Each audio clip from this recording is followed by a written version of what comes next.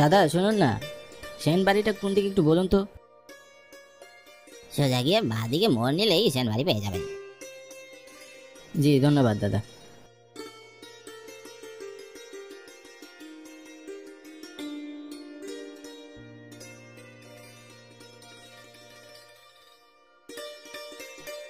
গ্রীষ্মের তাপে গাছপালা পুড়ে মরে, আকাশে কালো মেঘের ঘন ঘটায় শুরু হয় বৃষ্টিপাত মুষলধারায়। জমিতে জমিতে সোনালি স্বর্ণধান, কৃষকের মুখে ফুটে হাসির এক বাণ।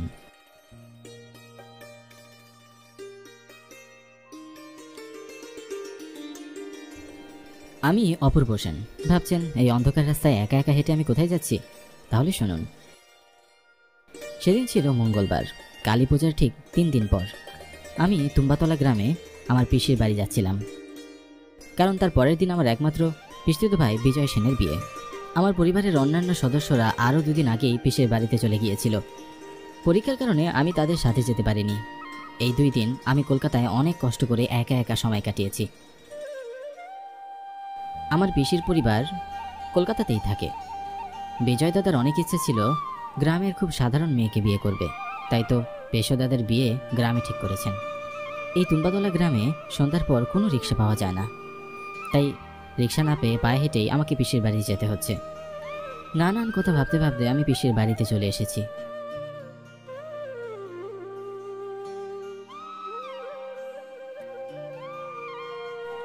আমাকে দেখে দাদা ভীষণ খুশি হলেন।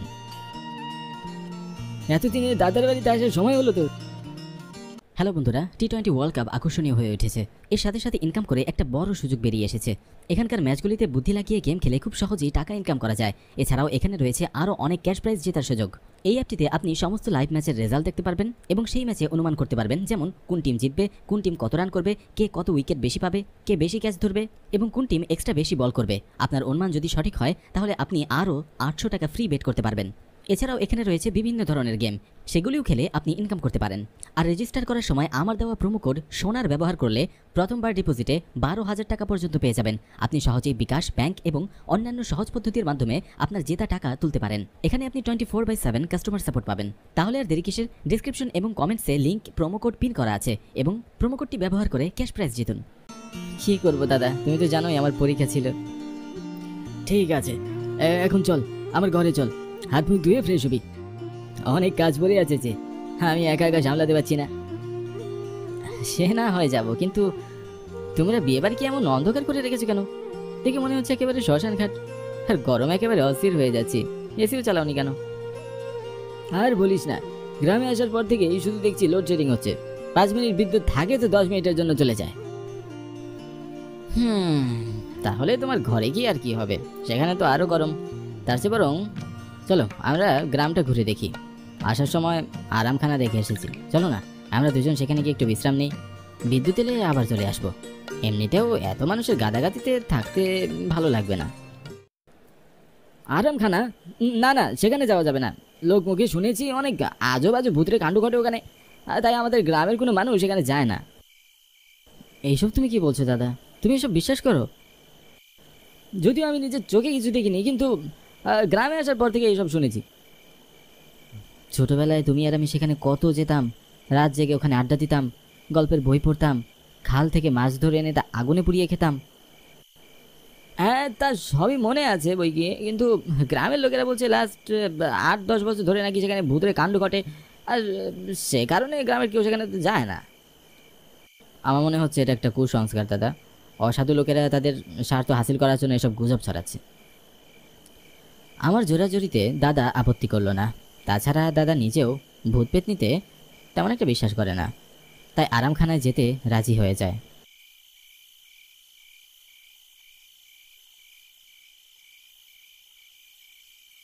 আরামখানা আমার পিসির বাড়ি থেকে খুব কাছেই ছিল, তাই খুব তাড়াতাড়ি আমরা সেখানে পৌঁছে যাই।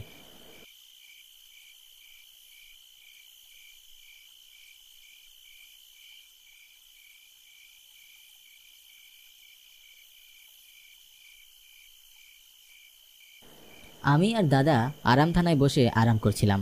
সৌন্দর্যের দিক থেকে তুম্বাতলার এই আরামখানা কাশ্মীরের চাইতে কোনো অংশে কম নয়। যে কোনো বয়সের মানুষ তুম্বাতলা গ্রামে এলে এই আরামখানার প্রেমে পড়ে যাবে। রাতের বেলায়ও চারিদিকে পাখির কিচিরমিচির শব্দ শোনা যায়। দূর থেকে ভেসে আসা ফুলের গন্ধে প্রাণ জড়িয়ে যায়। আমি আর দাদা ছোটবেলায় সেই পুরনো স্মৃতিতে হারিয়ে যাই। হঠাৎ দাদার ফোনে রিং বেজে উঠল। আমি চমকে উঠলাম। হ্যাঁ বাবা বলো। ও আচ্ছা ঠিক আছে, আমি এখনই আসছি। অপূর্ব, বিদ্যুৎ চলে এসেছে, চল বাড়ি ফিরে যাই। মাত্রই তো এলাম দাদা, আর কিছুক্ষণ থাকি নাকি? আর তাছাড়া বাড়িতে অত মানুষের গাদাগাদি আমার ভালো লাগছে না, আমি এখানে আরও কিছুক্ষণ থাকবো। কিন্তু আমার যে খুব জরুরি কাজ পড়ে গেছে, এখনই যেতে হবে, তা না হলে বাবা ভীষণ রাগ করবেন। ঠিক আছে তো, তাহলে তুমি যাও, জরুরি কাজ ছেড়ে আসো, আমি তোমার জন্য এখানে অপেক্ষা করছি। কিন্তু বিজয়, এখানে তুই একা থাকবি? উফ দাদা, কিছু হবে না, যাও তো। আচ্ছা গেলাম, সাবধানে থাকিস কেমন? দাদা তাড়াহুড়ো করে বাড়ির দিকে চলে যায়। আমি তুম্বাতলার আরাম থানার আশেপাশের পরিবেশ দেখছিলাম। চারিদিকে ঘুটঘুটে অন্ধকার। আরাম থানার আশেপাশে কোথাও কোনো মানুষের ঘরবাড়ি দেখা যাচ্ছে না, এমনকি আশেপাশে কোথাও কোনো মানুষকেও দেখা যাচ্ছে না। বাতাসের শো শো শব্দ আর পাখির কিচিমিচির ছাড়া কিছুই শোনা যায় না। কেন যেন এমন নিরিবিলি পরিবেশে একা বসে থাকতে থাকতে আমার একটু ভয় ভয় লাগছে। হঠাৎ বিড়াল ডাকার শব্দ শুনে আমি চমকে উঠলাম। পিছনে ঘুরে তাকিয়ে দেখতে পেলাম আমার দাদা এসেছেন। দাদাকে দেখে একটা স্বস্তির নিঃশ্বাস ছাড়লাম। মনটা আনন্দে ভরে উঠছিল। কিন্তু দাদা খুব মন মরা ছিল। গম্ভীর হয়ে আমার পাশে বসলেন। কি হলো দাদা, চলে এলে যে এত তাড়াতাড়ি? কাজ শেষ হয়ে গেছে? দাদা আমার প্রশ্নের কোনো উত্তর দিলেন না, শুধু একবার আমার দিকে তাকালেন। তাকানোটা খুব একটা স্বাভাবিক তাকানো ছিল না। কি ব্যাপার দাদা, কি হয়েছে তোমার? তোমার কি মন খারাপ কোনো কারণে? না, আমার কিছু হয়নি, ঠিক আছি। দাদার কণ্ঠ শুনে আমার বুকের ভেতরটা কেঁপে উঠল। এর আগে কখনো দাদাকে এতটা গম্ভীর হয়ে কথা বলতে শুনিনি। জানি না দাদার কি হয়েছে, তবে স্পষ্ট বুঝতে পারছিলাম দাদা আমার কাছ থেকে কিছুটা আড়াল করতে চাইছেন। দাদা, তুমি বিয়ের পর গ্রামে কতদিন থাকবে? তোমার আর বৌদির সাথে আমিও কিন্তু হানিমুনে যাব, তুমি কিন্তু একদম না করতে পারবে না। আমি একা একাই কথা বলে যাচ্ছিলাম। দাদা আমার কোনো কথার উত্তরে কিছুই বলছিল না। এতে আমি ভীষণ অবাক হলাম। সাধারণত আমার দাদা খুবই চঞ্চল, মিশুক এবং রসিক প্রকৃতির মানুষ। দাদার পক্ষে এত সময় চুপ করে থাকা কোনোভাবেই যেন সম্ভব নয়। তাই আমি কৌতূহলী হয়ে বললাম, ও কি দাদা, কি হয়েছে? আমি একা একা বকবক করেই যাচ্ছি, তুমি তো কিছুই বলছো না। তোমার যদি ভালো না লাগে তাহলে চলো আমরা বাড়ি ফিরে যাই। বাড়ি যাব না, আমি এখানেই ঠিক আছি। দাদা, তোমার মনে আছে ছোটবেলায় ওই খাল থেকে বড়শি দিয়ে আমরা কত মাছ ধরতাম? তারপর সেই মাছ আগুনে পুড়িয়ে এই আরাম থানায় বসে বসে আয়েশ খেতাম। ছোটবেলার স্মৃতি মনে পড়ে গেল দাদা, আবারও ছোটবেলায় ফিরে যেতে ইচ্ছে করছে বল। আমার কথা শুনে দাদা উঠে দাঁড়ালো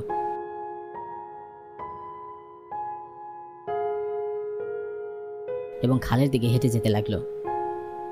দাদা, ওদিকে যাচ্ছ কেন? তুমি কি খালি হাতে মাছ ধরবে নাকি?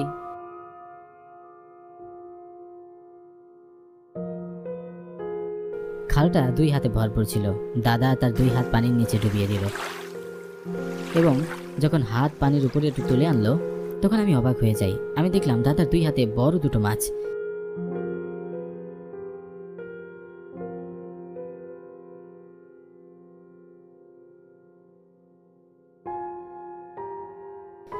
দাদা মাছগুলো নিয়ে আরাম থানায় এসে বসলো।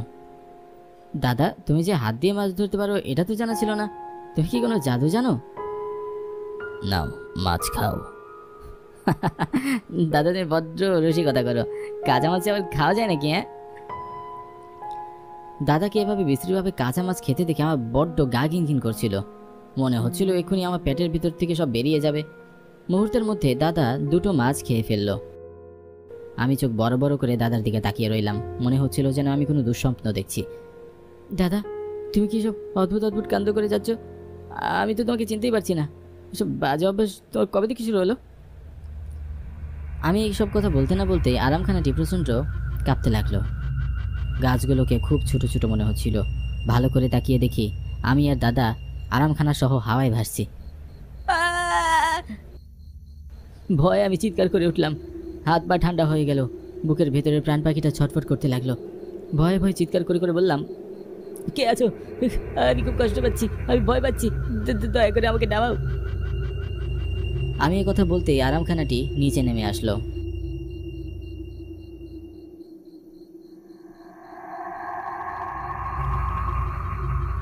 আমি এক লাফে আরামখানা থেকে নিচে নেমে গেলাম, কিন্তু দাদা নিশ্চিন্তে আরামখানাতেই বসে রইল।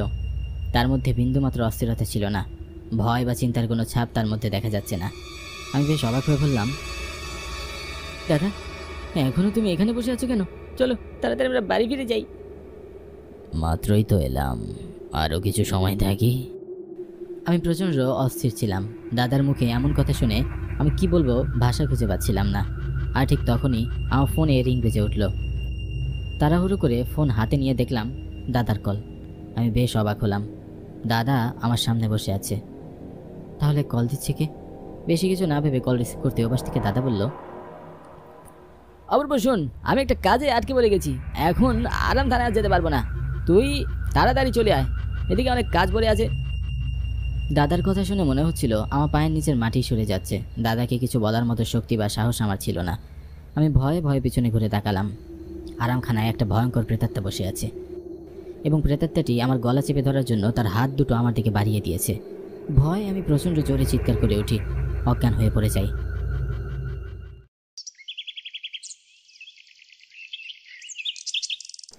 জ্ঞান ফিরে আসার পর ভোর হয়ে গিয়েছে।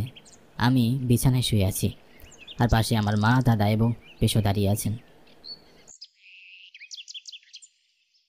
আমাকে এখানে কে এনেছে? তোর বাড়িতে ফিরতে অনেক দেরি হচ্ছে দেখে আমি দুজন ছেলে নিয়ে আরামখানায় যাই, আর গিয়ে দেখি তুই ওখানে অজ্ঞান অবস্থা পড়ে আছিস। তারপর আমি আমার সাথে ঘটে যাওয়া রাতের সব ঘটনা আমি তাকে সব কিছু জানাই। সব শুনে পেশামশাই বললেন, এখন থেকে প্রায় 8-10 বছর আগে শহর থেকে একটা ছেলে গ্রামে ঘুরতে এসেছিল। ছেলেটি আরামখানায় বসে বিশ্রাম করছিল, আর তখনই গ্রামের কিছু বখাটে ছেলে শহরে ছেলেটির কাছে টাকা পয়সা, মোবাইল এবং স্বর্ণ অলংকার এসব নিতে চায়। এক পর্যায়ে তাদের মধ্যে হাতাহাতি হয়। গ্রামের বখাটে ছেলেগুলো খুব নির্মমভাবে শহরে ছেলেটিকে আহত করে। অতিরিক্ত রক্তক্ষরণ হয়ে ছেলেটি সেখানেই মারা যায়। আর তারপর থেকে ছেলেটির আত্মা তুম্বাতলার আরামখানা আর আশেপাশে ঘুরে বেড়ায়। যখনই কোনো মানুষ আরামখানার আশেপাশে যায়, ভূতটি ঠিক এভাবেই তাদেরকে ভয় দেখায়। পেশার মুখে এসব কথা শুনে আমার শরীরের পশমগুলো কাটা দিয়ে উঠছিল। সেদিনের পর থেকে আমি আর কোনোদিনই আরামখানার আশেপাশে যাইনি। আমি শহরে ছোট একটি চাকরি করি। যখনই সময় পাই ছুটে চলে যাই গ্রামের বাড়িতে। এবার শীতের শুরুতেই অফিস থেকে 3 দিনের ছুটি পেয়েছি, তাই চিন্তা করলাম একটু গ্রাম থেকে ঘুরে আসি। ইংরেজিতে একটা শব্দ আছে, হোম সিকনেস। আমার খানিকটা গ্রামের উপর ওই রকমই দুর্বলতা রয়েছে। কিছুদিন শহরে থাকার পর গ্রামে যেতে না পারলে ভালোই লাগে না। গ্রামীণ সৌন্দর্যের অপরূপ লীলাভূমি বরাবরের মতোই আমাকে আকৃষ্ট করে। ঝোপঝাড় লতাপাতার নিবিড় ঘনিষ্ঠতা আমার মন কেড়ে নেয়, এবং পাখপাখালির কলকুঞ্জনে সবসময়ই মুখরিত হয়ে থাকে গ্রামখানি। নিঝুম দুপুরে ধান ক্ষেতের সবুজ ঢেউ উদাস করে মন প্রাণ। দিঘি, ডোবা, বিল, ঝিল এবং জ্যোৎস্না রাত কি এক অপরূপ সৌন্দর্যের সংশয়। গ্রামের সৌন্দর্যের কথা ভাবতে ভাবতে কখন যে স্টেশনে চলে এসেছি খেয়ালই করিনি। বাস থেকে নেমে বাড়িতে পৌঁছানোর জন্য অটোরিক্সা খুঁজতে লাগলাম। ও দাদা, রাস্তাঘাট এখন খালি কেন? আজ কি কোনো অটোরিক্সা পাওয়া যাবে না? আগে রাত অনেক হয়েছে তো, তাই যানবাহন তেমন দেখা যাচ্ছে না। কিছু সময় অপেক্ষা করলে পাইলেও পাইতে পারেন। লোকটির কথা শুনে সময় দেখার জন্য আমি হাতের ঘড়িটির দিকে তাকালাম। দেখলাম মাত্র 9টা বাজে। এত তাড়াতাড়ি যাতায়াতের জন্য কোনো যানবাহন খুঁজে পাওয়া যাচ্ছে না। বিষয়টি ভাবতেই আমি খুবই বিরক্ত হলাম। তবে মনকে এই বলে সান্ত্বনা দিলাম যে গ্রাম অঞ্চলে রাত 9টা মানেই অনেক রাত। কি আর করার। দাঁড়িয়ে থাকতে থাকতে হঠাৎ চোখে পড়ল স্টেশনের পাশেই একটি চায়ের দোকান। ভাবলাম এক কাপ চা খেয়ে নেই। এত রাত হয়ে গিয়েছে, আপনি এখনো দোকান বন্ধ করেননি? বন্ধ করব বই কি, এখনো তো কোনো অটো রিক্সাই পাইলাম না। যদি এই রাতের শেষ ক্ষেপে কোনো যান পাইয়াই যাই, তাইলে দোকান বন্ধ করে রওনা দিব।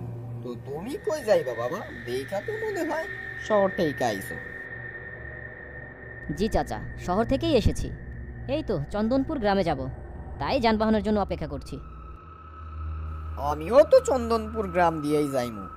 ওই তো একটা ভ্যান দেখা যাইতাছে। লও বাবা, আমরা একলগেই রওনা দিই।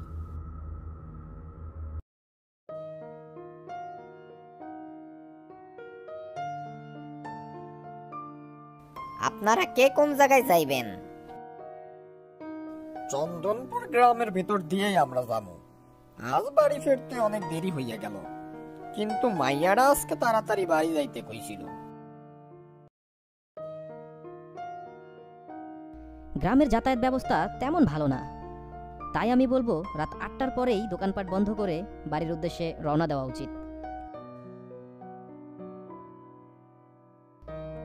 এখানেই থামো, বাড়ি চলে এসেছি।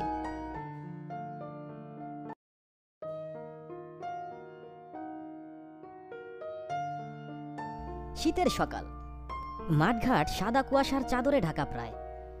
কুয়াশার আর্দ্রতায় চারদিকটা কেমন যেন অন্ধকারাচ্ছন্ন হয়ে আছে।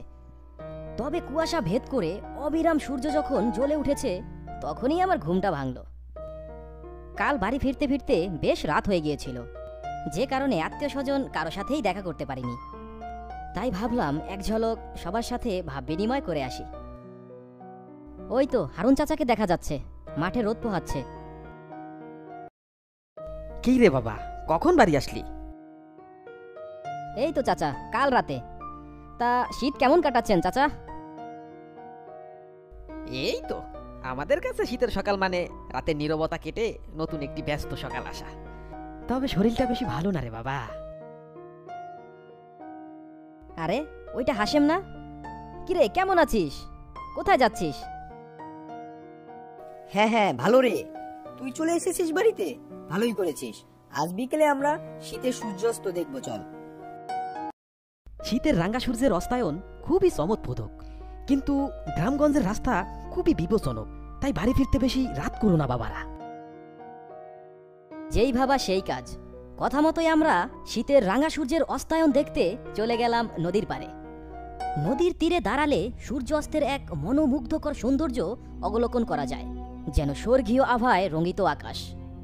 এই শোভা ও অপরূপ রূপের মাধুরী দেখে দু চোখের তৃষ্ণা যেন মিটে না। বিশ্ব স্রষ্টা যেন নিজেকে আড়ালে রেখে মোহময় এক মায়ার জগৎ সৃষ্টি করেছেন। এক সময় মনে হয় নদী আর আকাশ যেন মিশে গিয়েছে দিগন্ত রেখায়, এবং আধারের কালো চাদরে ঘিরে রেখেছে চারদিকে ঝিঝি পোকার শব্দ ও জোনাকির টিপ টিপ আলো। ঝিরিঝিরি হিমেল হাওয়া বয়ে চলেছে অনবরত। আমরা বুঝতে পারলাম রাত গভীর হচ্ছে, এখন বাড়ি ফেরা উচিত। অনেক রাত তো হলো, চল এবার বাড়িতে ফেরা যাক। কাল আবার আমাকে শহরে ফিরতে হবে। হাসেম, তুই না হয় আজ আমার সাথে বাড়িতে চল। না রে, মা রাগ করবে আজ বাড়ি না ফিরলে। এমনিতেই অনেক রাত হয়ে গিয়েছে, গাড়িগুলোও তেমন পাওয়া যাবে না মনে হয়। পায়ে হেঁটেই বাড়িতে যেতে হবে। হাসেমকে বিদায় জানিয়ে এই অন্ধকার রাতের সঙ্গী হলো একটি টর্চ লাইট। এত দূরের রাস্তা হেঁটে যেতে যেতে টর্চের চার্জ শেষ হয়ে বন্ধ হয়ে যাওয়ার পথে। আরে এখনই টর্চটা বন্ধ হওয়ার ছিল। এই বাঁশঝোপটা পার হলেই তো বাড়িতে চলে যেতাম। এই অন্ধকারে কিভাবে বাঁশঝোপটা পার হব এখন? হঠাৎ পিছন দিক থেকে কেমন যেন হালকা আলোর দিশা দেখতে পেলাম। তাকিয়ে দেখি এক বৃদ্ধ হারিকেন হাতে আমার দিকেই এগিয়ে আসছে। আরে এ তো রহিম সাহেব। যাক, ভালোই হলো, রহিম সাহেবের হারিকেন দিয়েই বাঁশঝোপটা পার হওয়া যাবে। বৃদ্ধ লোকটি যখন প্রায় আমার কাছাকাছি এসে পড়েছিল, তখনই হঠাৎ মনে হলো রহিম সাহেব তো আরো 2 বছর আগেই মারা গিয়েছে। তাহলে উনি কে? এ তো হুবহু রহিম সাহেবের মতোই। হ্যাঁ, সেই তো হারিকেন হাতে, গায়ে চাদর মুড়ানো, এ তো রহিম সাহেবই। কে আপনি? কে? আমার কাছে আসবেন না। আমি রহিম রে রহিম, এত ভয় পাচ্ছিস কেন? কিন্তু রহিম সাহেব তো 2 বছর আগেই মারা গিয়েছে। হঠাৎ মনে হলো আমার পকেটে তো দেশলাই কাঠি আছে। তড়িঘড়ি করে একটি কাঠি ধরালাম। কাঠি ধরাতেই হাওয়ার মতো রহিম সাহেব কোথায় যেন ভেসে গেল। আমি খুবই আশ্চর্য হলাম। আমি ভেবে নিলাম এসব হয়তো আমার ভুল ধারণা ছিল।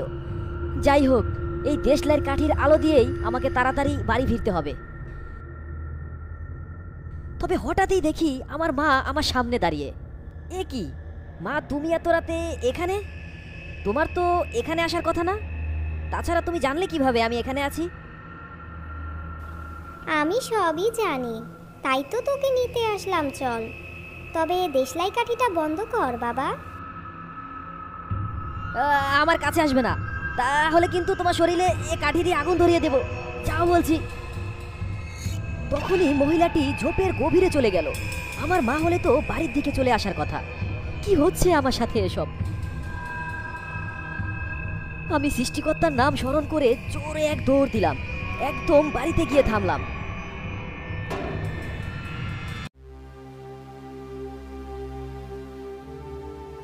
পরদিন সকালে মাকে আমি সব ঘটনা খুলে বলি। তখন আমি জানতে পারলাম ঝোপের ওই পারে রহিম সাহেব ছাড়াও আরও বিভিন্ন অশরীর আত্মা গভীর রাতে ঘোরাফেরা করে। আমার মতো নাকি অনেকেই এই ঘটনার সম্মুখীন হয়েছিল। তবে এরপর থেকে আর কখনোই আমি ওই রাস্তা দিয়ে যাতায়াত করিনি। হ্যালো বন্ধুরা, কি অবস্থা তোমাদের? আমাদের আজকের গল্পটি কিরকম লেগেছে কমেন্টে জানাতে ভুলবে না কিন্তু। আমাদের আজকের গল্পটি পাঠিয়েছে কলকাতা থেকে কুমার দেব সাহা। তোমরা যদি কোনো গল্প আমাদের সাথে শেয়ার করতে চাও তাহলে এখনই ডেসক্রিপশন বক্স থেকে আমাদের মেইল অ্যাড্রেসে যোগাযোগ করো। আর তোমরা যদি আমাদের গল্পের আপডেট পেতে চাও তাহলে চোখ রাখো হ্যালো কার্টুনের ফেসবুক পেজে। ফেসবুক পেজের লিংক আমাদের ভিডিওর ডেসক্রিপশন বক্সে দেওয়া থাকবে।